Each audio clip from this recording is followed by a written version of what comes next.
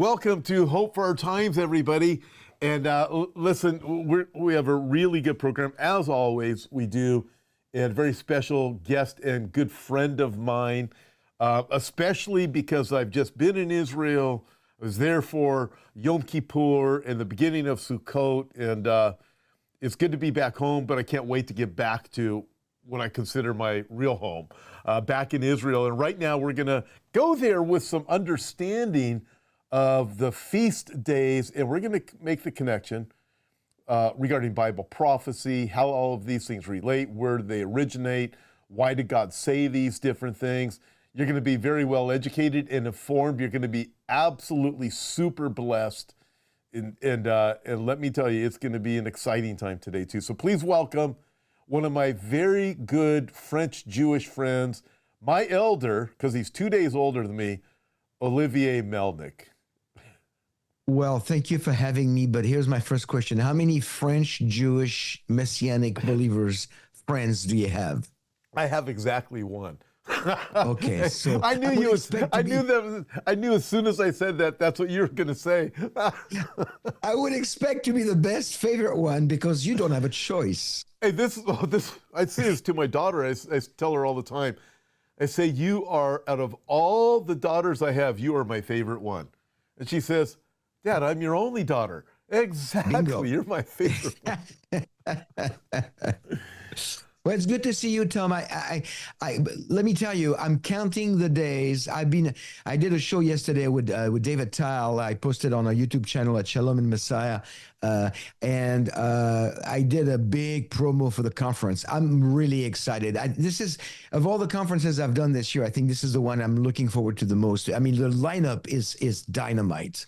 Tell us about it. It is a really dynamite lineup. When I look at it, I prayed, obviously, you do before you put everything together. And I just believe God is saying, hey, I want you to have some different speakers. We're going to focus. A lot of the attention is going to be on Israel. As you know, we're flying in some people from Israel to speak. Jeff Morgan, who I don't think you have met yet, is one of them. Eric Stakelbeck's coming in.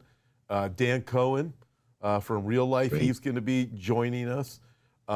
We have several different people that are going to be coming. And Brandon Holthouse is who's that? One of your dear friends and my dear friends. And I look at it, and I really am excited about it. Let me see if I can get the whole lineup here, because I am. What am I doing? You know what I should not do? There we go. Jeff Kinley, Alex Newman, Bill Federer, you, of course, Tim Thompson, Todd Hampson, John Howler, James Cadiz, and then I have Allison Steinberg also, with a couple of possible other additions, as you know. So I look and go, this lineup is incredible, and all of the proceeds for it, or the net proceeds, are going to Gihon Springs, and to be able to. So it's a benefit too. So when people are registering to join us in person or online, thinking, hey, it's not just going to be outstanding messages. All the messages are going to be different.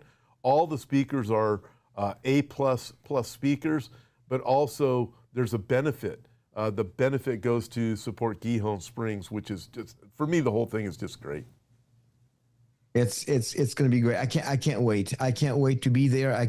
Those conferences. It's not just the speaking opportunity and the connecting with the audience. It's also the fellowship between the speakers, because we're all so busy. We travel everywhere all the time, and being under the same roof for a couple of days and being able to fellowship and meet together and catch up, and it's sweet. It's just sweet. Oh, it is. And I'm thinking with Jeff Morgan. I've never had him speak at one of our conferences before. Dan Cohen, my Israeli friend, Eric Stakelbeck, first time at one of our conferences. I mean, it's just a real blessing. And if anybody's paying attention, I think half the people that are speaking are Jewish too, which is yeah, I noticed this might be your highest Jewish number of Jewish speakers you've ever had on one of your conferences. I was noticing that. Yeah, well, one of the speakers, and actually she's the only one that's doing it by video, is Allison Steinberg. So she's Jewish. She was in Beverly Hills, get this, in Hollywood doing makeup for A-listers in 2020, heard something, started thinking, hey, things are weird, got saved, and is now this on-fire, outspoken prophecy, preaching things forward. It's really cool. Currently, I met her at the conference you did at our church in Rockwell, in Texas. Oh, that's right. Yeah, she's currently. She came. It was right before she got married, I think. Right before, right before she got married to Randy. I had the privilege of doing their wedding before they moved to D.C. They had to relocate to Washington, D.C.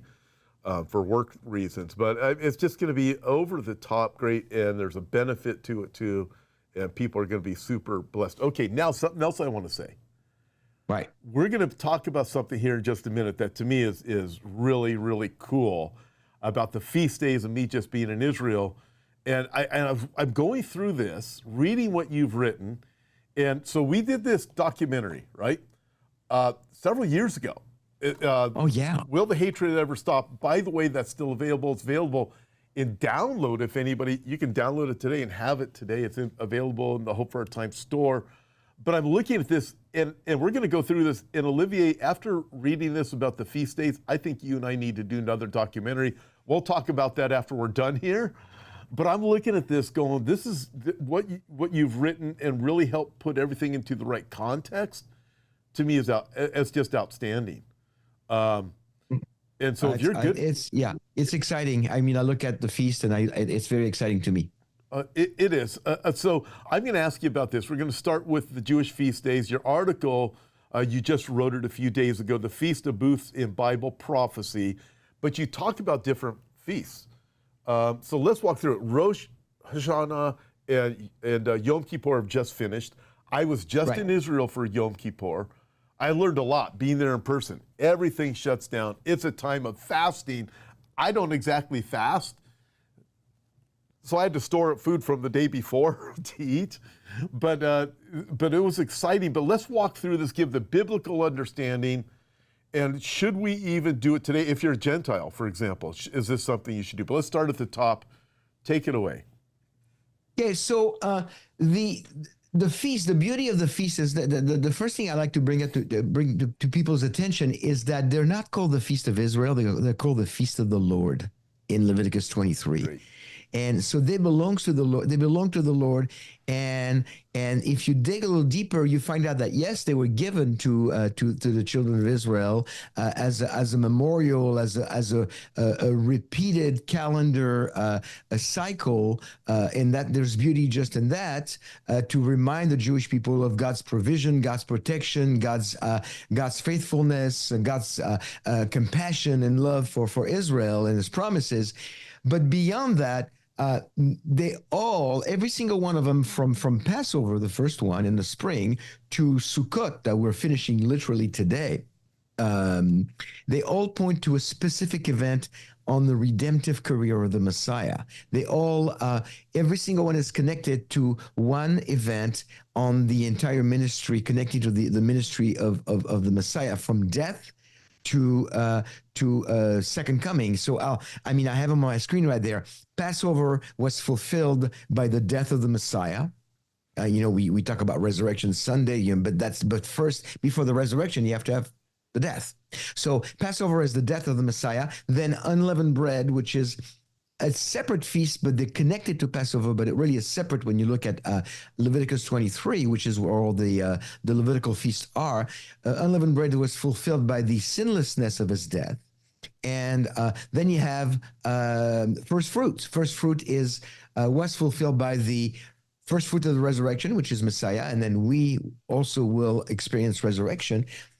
But so you have the resurrection. Then you have, after that, the Feast of Weeks, 49 days. 7 weeks plus 1 day after Passover, which is 50 days, and that's how we got the word Pentecost. It's Shavuot, the Feast of Weeks, and that is when the body of Messiah, in Acts 2, the body of Messiah was born, the church. And those are all the spring festivals. And Tom, what's beautiful is that they were all fulfilled in the first coming of Messiah. Then you've got the fall feast that will be fulfilled in the second coming of the Messiah. What do you have between the first, what do you have between after the birth of the church and right before the regathering of the saints? That's where we are. We are right now in the church age. And there's a verse, you probably saw that in my article. There's a verse in Leviticus 23:22, and I will read it right now. It says, when you reap the harvest of your land, moreover, you shall not reap to the very corners of your field, nor gather the gleaning of your harvest. You are to leave them for the needy and the alien. I am the Lord your God. So there's a theme here of harvesting. What are we doing in a church age? Believers are left here right now, not to sit on our chairs in the pews in church every Sunday morning for an hour to an hour and a half. We're here to make a difference for God's kingdom. We need to bring more souls to the kingdom. So the church age is being fulfilled right now. This verse is being fulfilled by the church age. And the next event is going to be, there's three more events, the rapture, the tribulation, and the kingdom. And the way they come on the calendar on the Jewish calendar is the regathering of the saint, the rapture. I'll get back to that in a second before people lose their mind. The great tribulation, the time of Jacob's trouble, connected to Yom Kippur, the day of atonement, the day of chastising, a day of affliction on the Jewish in a Jewish community. We just finished that a week ago, and then the great celebration of the feast of Sukkot, the feast of booth, ingathering tabernacles, all the same thing, that will be fulfilled by the millennial kingdom. And the reason why I said don't lose your mind on the rapture will be fulfilled by Rosh Hashanah. It doesn't mean the rapture has to be happening on Rosh Hashanah. Look, the fulfillment of Yom Kippur is going to be the Great Tribulation that lasts for 7 years. So obviously, it's not a specific day. It's thematically connected, but what it means, if the rapture is connected to the regathering of the saints to the day of Rosh Hashanah, which is also known as Yom Torah, the day of trumpets, there's a connection there, blowing the shofar. If the rapture is connected there, and then the next thing is Yom Kippur, then it gives me an order of events. The rapture is going to be before the tribulation, and it's going to be that's going to be before the 1,000-year millennium. And if I talk anymore, I'll go longer than John Holler, so I got to stop. John's probably watching this too, thinking, "Wow, he's going to outdo me." All right, so I have a little bit different of an understanding, so I can't wait to work this out with you. Maybe again, I think we should do a documentary on this. But I would love that. So when I look at the spring feasts, they're all connected with the Messiah and the Jews. And it was Jews who were being saved. It was Jews that were there at Pentecost in Acts chapter 2. That was the beginning of the church. It was Jewish. And by the way, I don't know if your audience knows that, but the Jews at Pentecost were there from all over the area, not just Jerusalem. They were there because Passover, Pentecost, and Shavuot, Pentecost, which is Shavuot, Passover, Pentecost, and Sukkot are the three festivals on all the Levitical feasts where God required all Jewish males who were physically able to make a pilgrimage to Jerusalem. And I think the scripture, I got it written somewhere. You can read about this in Exodus 23, 14 through 17, where it is clearly delineated by God saying you should come to Jerusalem on those three festivals. So the reason why we had so many Jews on the Feast of Weeks at Shavuot, at the birth of the church, and they're all speaking different languages, because they were coming to celebrate the Feast of Weeks in Jerusalem. That's why they were all gathered at that time. That's an added benefit to why you had that big crowd. But anyway, I interrupted you. Well, no, now you've gone longer than John Haller. So yes, but not longer than James Cadiz. Oh, that's impossible. Okay, we love them both. We love them both. You know what? Absolutely, they're both great. I love doing ministry with them, and they're both going to be at the conference in Temecula. Okay, awesome. Now let me go back here because, and also I want to bring up this point. So if you're a Jew, you're going to go back 2,000 years. You're going to Jerusalem for Passover and unleavened bread, and you're coming from Nazareth or Galilee or something like that, I'm thinking you aren't going to walk back home and then come back for Shavuot, because what, 49, 50 days later, I would stay there. We did. So when we were there the last couple of weeks, we were with our friend Roddy Shiva, and we did so much walking. And anybody who's ever been to Jerusalem knows you are walking like this. And we were over dirt, we're over rocks, you're up steps, you're down steps. And we did thousands and thousands of steps, and it was great. So I can't imagine going all the way back to Galilee and then coming you'd get home and you'd have to start running back. So I'm thinking you'd have the Jews that are there Passover, and it would just be an incredible time from Passover all the way to Shavuot. But it's Jewish. The church started as Jews. Okay, you enter in Rosh Hashanah, and this is where and the Feast of Trumpets, where I still look at these as being Jewish. It's not about the church. It doesn't mean the rapture can't happen in the timing of Rosh Hashanah or the Feast of Trumpets. But when I look at it and I think of Yom Kippur, it's a very somber time. When I was there a week and a half ago, everything shuts down. There's nobody. When you're in the Jewish section, there ain't nothing happening. The stores are closed. The restaurants are closed. The Jews that you see were dressed in white because it's this holy time. And I've likened Yom Kippur to being the time of Zechariah chapter 12 when the Jews are looking up to heaven saying, blessed is he who comes in the name of the Lord. They look upon him whom they pierce as one mourns for his only son. So that's how I've seen Yom Kippur at that time. Granted, the time of Jacob's trouble, the 7-year tribulation. I realize I could be wrong on that. The Feast of Trumpets, so when I look at that, I think it was Jewish. It was a Jewish church that began. I think it's the signs to me of the feasts are for Israel. Certainly, Yes. Sukkot is the millennial kingdom. Yes, they are for Israel, primarily for Israel. But remember, in Romans 11, the Gentiles have been grafted in. So that does not make you a Jew or a spiritual Jew by any stretch of the imagination. Some people believe that, and that's not biblical. But that makes you, as a Gentile, you're grafted in, and so. And beyond that, you look at those three festivals, and the regathering of the saints, I think even if you have a Jewish theme of the Feast of Trumpet, the Yom Teruah, the great trumpet of the number 100 blow of the shofar at Rosh Hashanah. There's all kinds of connection. When Paul speaks about on the last trumpet, he's not speaking of the trumpet of Revelation, because Revelation hasn't been written for another 30 years. He's talking to his audience in Thessalonians. He's talking to a Jewish audience, obviously, but the saints are made up of more than Jews. They're Jews and Gentiles who believe in Yeshua.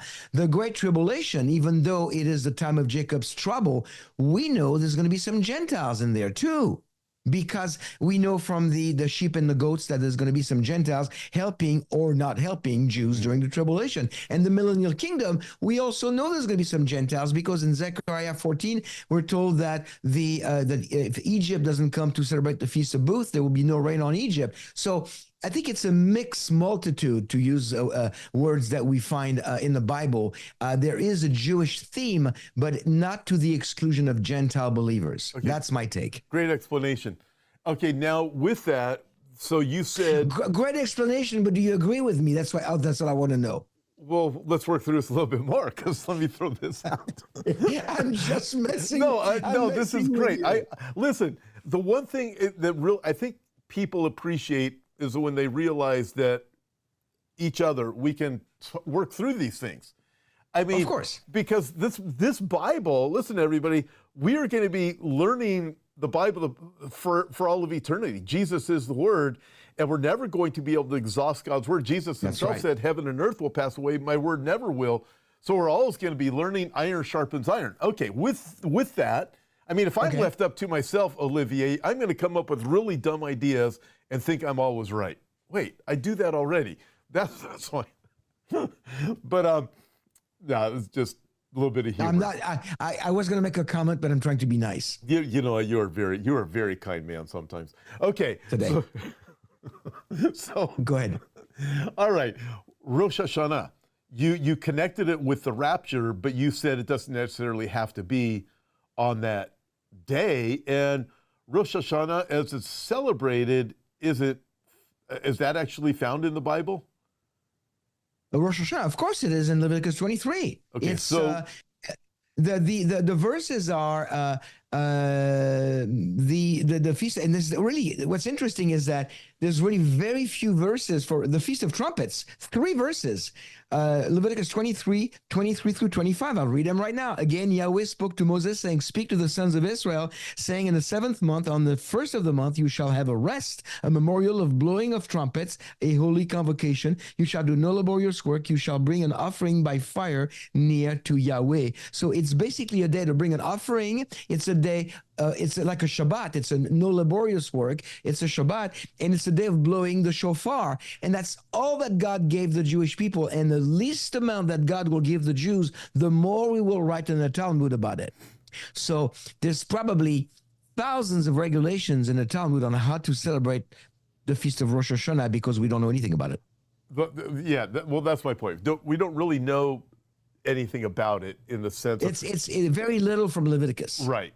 Okay, so for everybody, Rosh means head. Hashanah is year, so it means head of the year. Head of the year. So that's where the term comes from. Okay, with that, I don't believe that the rapture has to happen on Rosh Hashanah. It could. No. It could happen anytime. But not because it is. Okay, so Agreed. with that, I see a lot of people putting emphasis on the rapture happening on Rosh Hashanah, and I think that's a mistake because then you take away the imminency of it. It could happen then, but it can happen anytime. Yeah, I think what's important to understand on the 3 left feasts that we haven't gone through yet is that when the rapture takes place, because thematically it's connected to Rosh Hashanah, when it fulfills Rosh Hashanah, then the next fulfillment will be Yom Kippur, and Yom Kippur is connected to the Great Tribulation. So to me, I look at the order of things, not so much the day of, because like you said, and I agree with you, we can't pick the date, but thematically they're connected. It reinforces a pre-tribulational, premillennial view of eschatology, which I think is something that is I think it's the best view. That's a view I've always had, but I've had it for years before I could look at and understand the order of the Levitical feast. Once I understood, and by the way, most of what I've learned, at least the foundation of what I've learned on the feast, I got it from this book by Dr. Arnold Fruchtenbaum, and I have it on my shelf, and I forgot the exact title, but the feast, and let me grab it real quick. It's right here. Sorry for leaving the screen here. It's called The Feast and Fast of Israel, the Historic and Prophetic Significance. Incredible body of work here from Fruchtenbaum, and he gives a lot of details on this, and basically what I'm explaining and what you're agreeing with me, most of what you were discussing. No. I mean, no. And that's what I like about our relationship, and that's the way it should be within the body of Messiah. On the majors, we cannot disagree. Jesus is going to come back. He's the Son of God. He's fully man, fully God. He's part of the Trinity. He's going to physically return and all those big things. But on the minors, on the things that we don't want to be dogmatic on stuff that's really. The more dogmatic we are on the little stuff and the more time we waste on the little stuff, the more time Satan has to work on other things and keep us busy on stuff that's not important. And then we're not doing anything in the kingdom. Totally agree. I think we can get so distracted on things that aren't really that important, and people make them into a much bigger deal than they are. Okay, let's shift here. Yom Kippur. It's a holy day, set apart. What happened? What would have been biblically on Yom Kippur? Is that the day where you have the goat and you have the scapegoat. How's that work? Yes. Yes, there's two goats on Yom Kippur that are brought to the high priest. The first goat is sacrificing one goat, and he's putting the blood on one goat on another goat called Azazel, the scapegoat, and that goat is taken back in biblical days. Okay, that goat is taken to the outskirts of town and then kicked out in the wilderness, and sometimes even pushed off a cliff, and that's to take the sins of the sins of Israel away. So, but there's also the blood taken inside the Holy of Holies, and that's once a year on Yom Kippur. The blood of the goat is taken into the Holy of Holies, and it's sprinkled on the mercy seat, and to atone for the sins. And again, that's once a year, and it has to happen again year after year after year.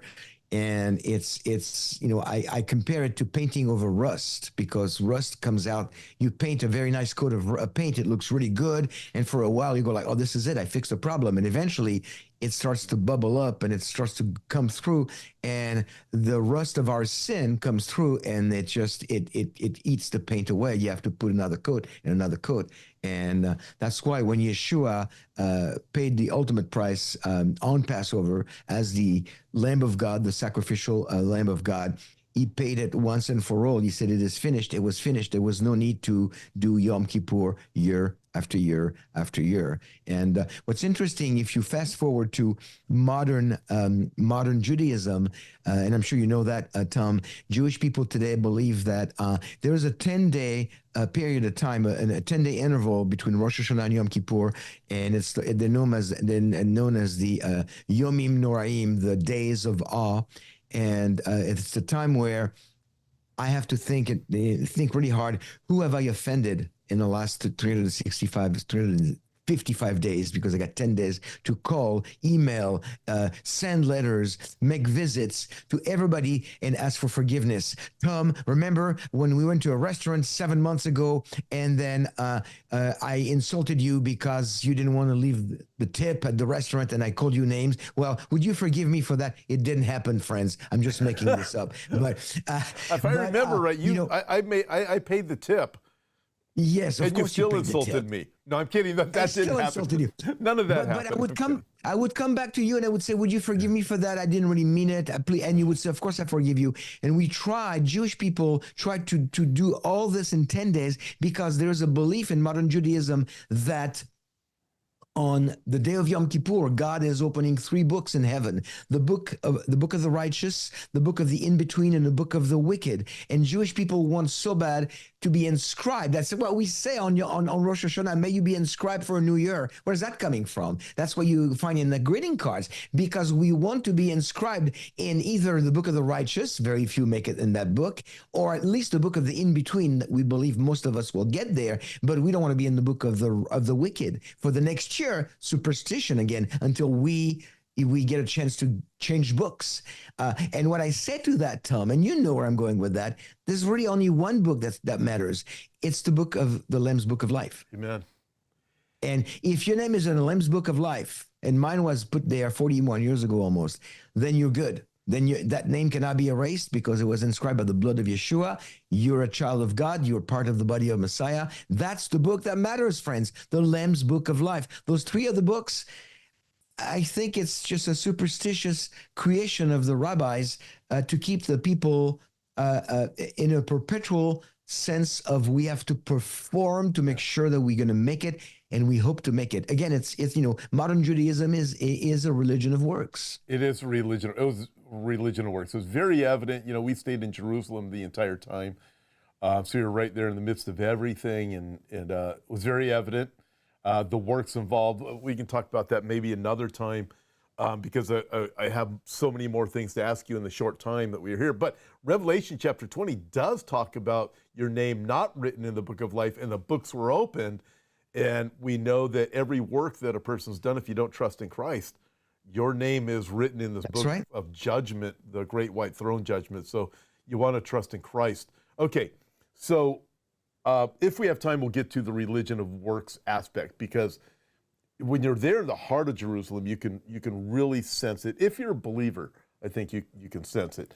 So if we have time, we'll get to that. But I have more to ask you. So the scapegoat and the blood sacrifice, the two different goats, the two different animals you have, they point to Christ. Colossians tells us these things of the feast days were the shadow of what to come, but the substance was Christ. All of these things point to Christ, including Sukkot. So we move from Yom Kippur, we hit Sukkot. Sukkot was totally the opposite of Yom Kippur and the days of awe.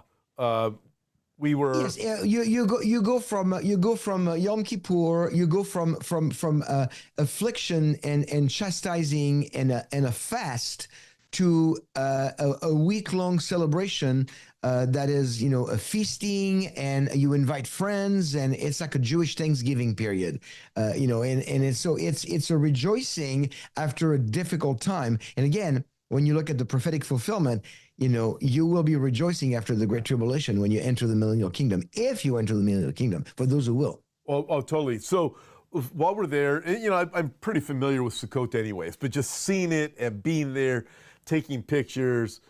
We went into a synagogue that had a sukkah right there in the synagogue. It was cool.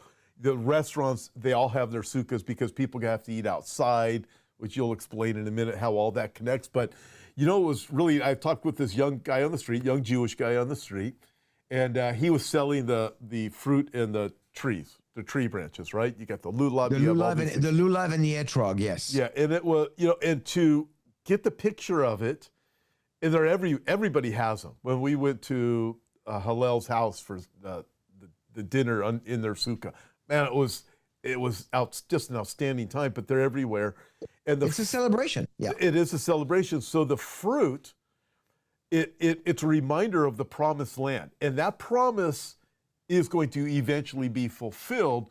Granted, Israel came into the promised land. We can go back to the time of Joshua coming to Jericho and so forth.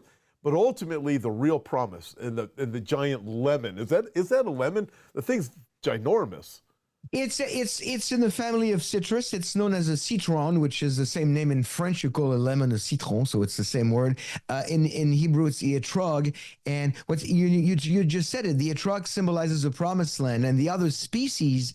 I don't know if you've ever paid attention to that. The palm symbolizes something that has fruit but no fragrance. The myrtle, fragrance but no fruit. The willow, neither fragrance nor fruit. And the etrog, the lemon, fragrance, fruit. And the symbol altogether is, for the Jewish people, diversity, unity in spite of diversity. And when you go to Israel, if you don't see diversity, you're not paying attention.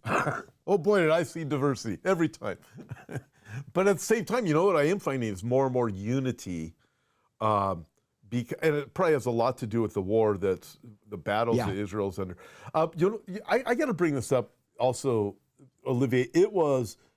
I would say it was the best time I've ever had in Israel, ever, hands down. Nothing is compared to it. I was part of seeing Arabs and Jews worshiping together. My friend Roddy did a video just with it. We were able to post that. I think I saw a picture of you with the two gentlemen on each side. Oh yeah, sitting in chairs.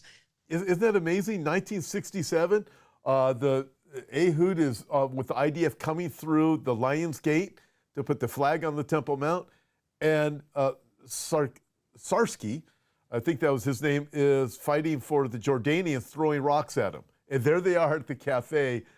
They've become best friends. It's really, and I saw this dynamic.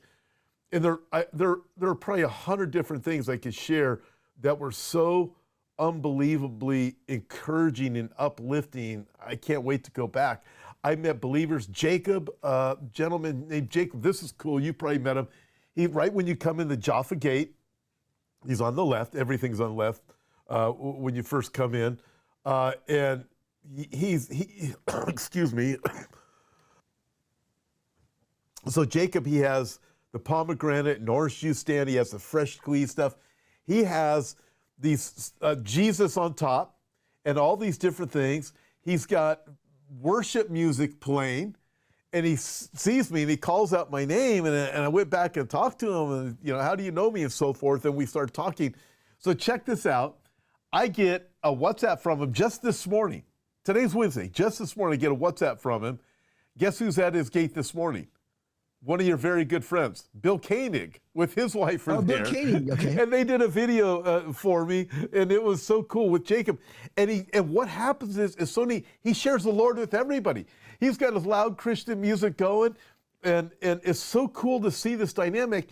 And he has one of his Muslim friends come over, and he starts talking to him, and he goes, he's going to come to faith in Jesus too. You just watch. And the guy's like kind of stubborn. I don't think I knew him by name, but I think I've talked to that guy a couple of times. You have, and you're going to know him because he's going to call you up and say, oh, Olivier, come on over. But it was I've seen so many things like this. So you're talking about diversity and unity, excuse me, but also the picture of the reminder of with the branches, the trees.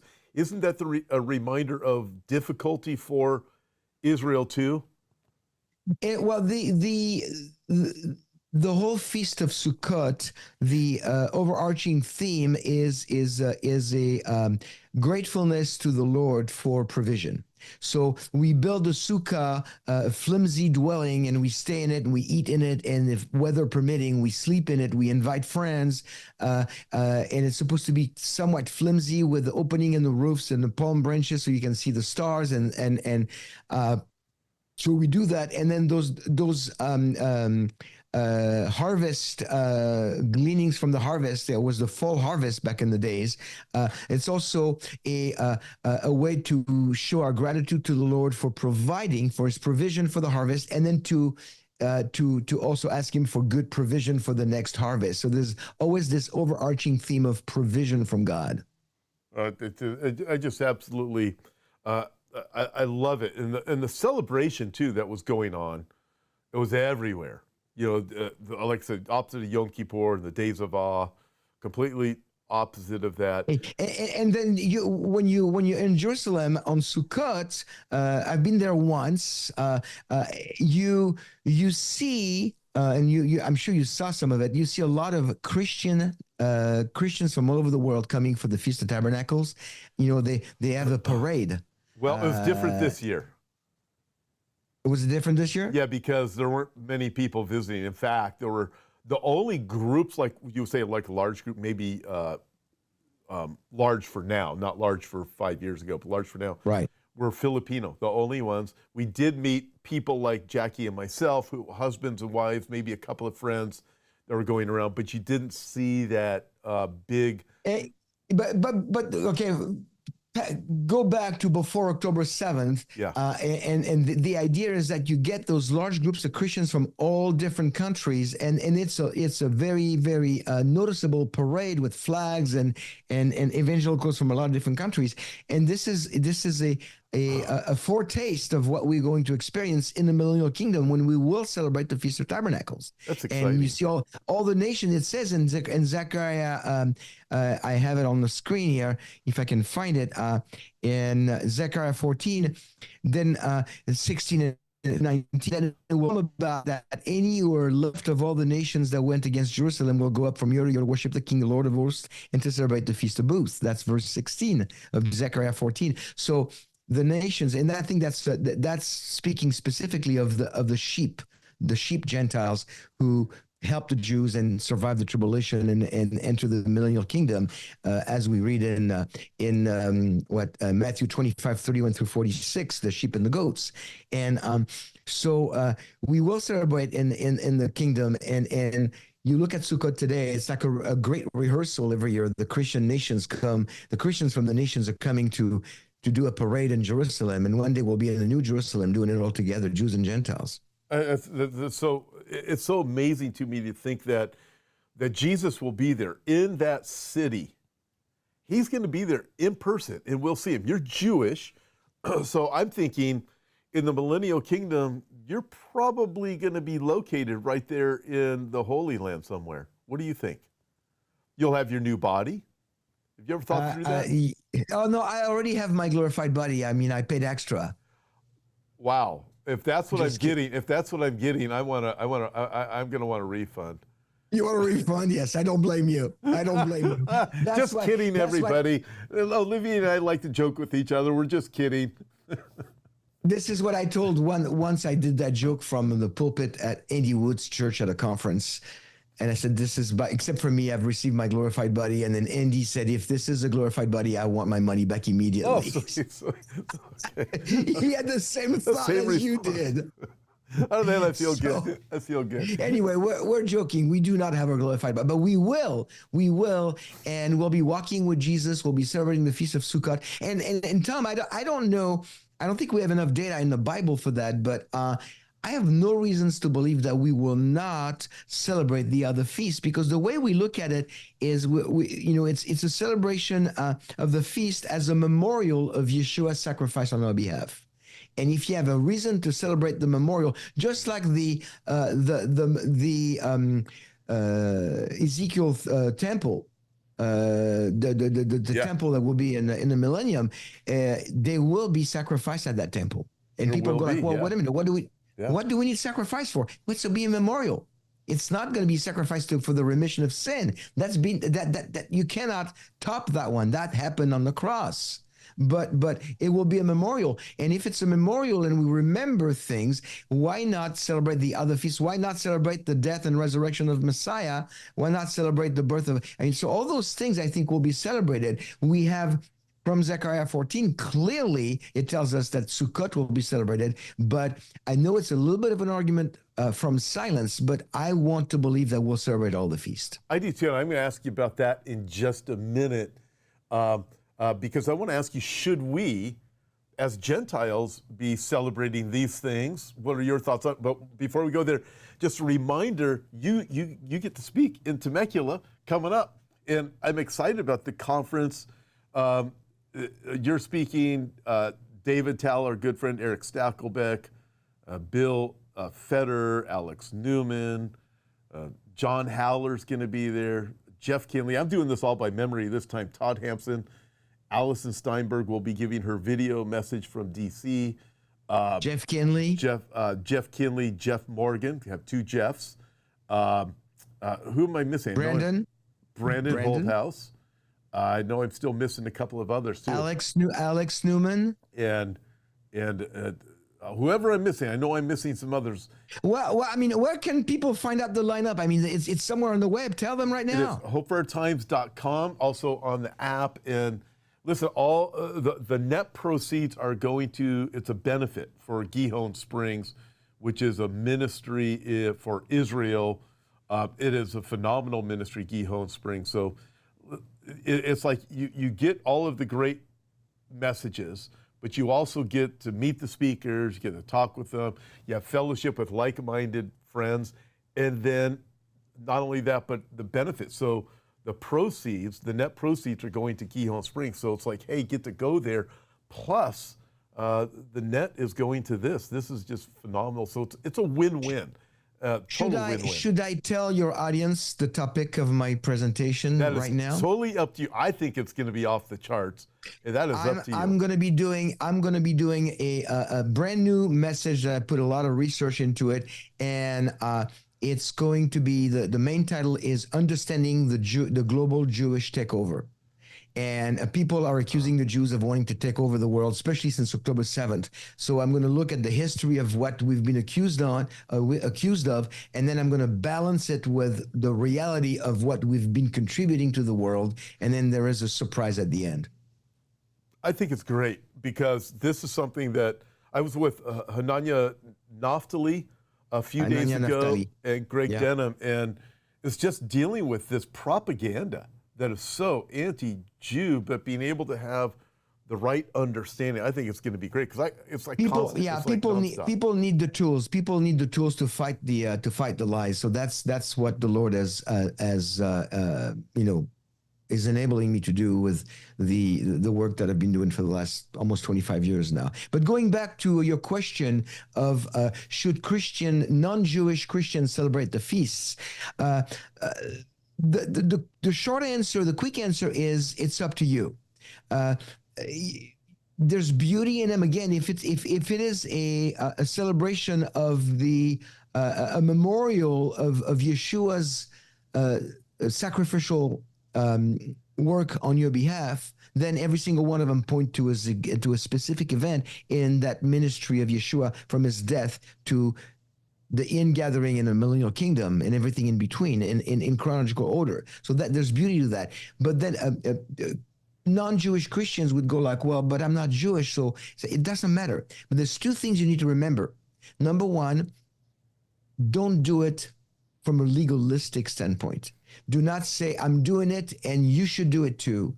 Do it if you want to. And it's somebody who doesn't want to do it, or doesn't feel called to do it, they don't have to do it. We're under grace. If and when you do it just because you want to remember what Jesus did on your behalf. And the number two is that, I sometimes I get this impression when I talk to people that when they're doing the feast, they act a little extra spiritual. They feel like they're a little more spiritual than you. And friends, I got news for you. You cannot get more saved. Once you're saved, and there's not being more saved. Okay? So enjoy the feast, celebrate them if you want for the right reason. Don't celebrate them if you're not called to do it. It's up to you under grace. But don't do it to be more saved, because there's nothing you can do, because it's a free gift. Amen. I have one thing I want to add to that in just a minute, but I want to remind everybody, if you're interested, Olivier and I did this documentary, Will the Hatred Ever Stop? It was a phenomenal documentary. I got to ask Olivier questions. He gave the answers. It's available at the Hope for Our Time store if you want it. It's also on download, so you can have it right now if you went there and just downloaded it. Olivier, I really think we need to do another documentary going through the feast days. I think it'd be exciting. And along these lines, for myself, every year, I think you know this, we've been doing a Seder for probably about 30 years now. My friend Bob Probert leads it, and I host it with Hope for Our Times, and it's great. We have one coming up in Temecula this spring, and we usually do it on Good Friday, so Gentiles will connect with it. And Josh Aaron's actually coming out to this one to lead us in worship for our Seder this year, so I'm excited about that. But we do it, it's not because we're more holy if you do it, but being able to connect with the Messiah and be able to see these things. It's like so much is there. It's unbelievable. And we, every once in a while, we'll do Shabbat at our house. We just had one just before we went to Israel this last time for Friday night, and it was great. We sang songs from the Old Testament. We ate great food. I don't remember if we were kosher though, but we had but it was great. And none of it is we're more holy, but being able to connect with the Lord in such a way. It's like one of the things when you go to Jerusalem or something, there's this connection that you see, and it's just an amazing thing. It's a celebration, and it's really, every single of the feast, you can celebrate them with an attitude of thanksgiving to the Lord. Amen. Even though you're not Jewish, again, I'll circle back to what I said at the very beginning. If you look at the beginning of Leviticus 23, it says, and I got to get to the right beginning, not the middle of the begining. You sound like me. And Yahweh spoke again to Moses, saying, "Speak to the sons of Israel and said to them, the appointed times of Yahweh, which you shall proclaim as holy convocations, my appointed times are these." And he starts with the weekly Shabbat, and then the Passover, the Feast of Harvest, and on and on and on. And so they're the feasts of the Lord, and they belong to the Lord, and he has connected them to Messiah's ministry, and I think that brings an additional level of beauty to them that we can definitely grab hold of and celebrate year in, year out. Yeah, I think, I don't know, for me it just makes sense to, not because I'm more holy or don't want to be legalistic or any of those things. And it's not going to make you into a Jew either. No, it's not going to, exactly. And you're not trying to do that. No, exactly. It doesn't make you into that. As my friend Roddy said, why would you not celebrate these feasts to the Lord? It's not because it makes you holier. But it's That's it. there's certain things that just there's an enlightenment with the scripture that really connects their Thanksgiving, their celebration, and you realize, wow, it's like Thanksgiving every single weekend. Plus you throw in Sukkot, plus you throw in these other days. We only get Thanksgiving once a year at Christmas, and it's pretty much game over. So, but it is great. Olivier, They're beautiful. Olivier is with Shalom in Messiah, everybody. I know most of you already know him and follow him. I want to encourage you to. You are going to absolutely love his newsletters. We post them too here at Hope for Our Times because we like him so much. And the things that Olivier writes are so good. We encourage everybody to check him out. Go to shalomandmessiah.com. You can see it there on the screen right now. It's also in the description. And you'll be super blessed. If you don't already, you're going to be doubly blessed, maybe even triply blessed because he's such a wonderful guy. And he's 2 days. And come see us. Come see us at the conference. We want to shake your hands. We want to meet you in person. It's going to be a great conference. Just come on to Temecula. We would love to. It would be great, everybody. You'll be super blessed. We would love to meet you. Get pictures and everything. It'll be really cool. You get a picture taken with Olivier. Wow, that's awesome. And maybe Olivier and Tom at the same time. That would be even better. I'd feel special if I was brought in. If they can find us in the same room at the same time, that's going to be interesting. It's such a busy on the time. Platform at the same time when I introduce you, for sure. There you go. And I'll come over to your table too. It'll be great. Thank you, everybody, for joining us. And I will have a news update. There was a terror attack in Turkey, believe it or not. I'll have a news update for you later on today, so check it out tonight at hopeforourtimes.com. I'll be bringing the news in 15 minutes or less with Today in Prophecy, and we will see you later. Shalom.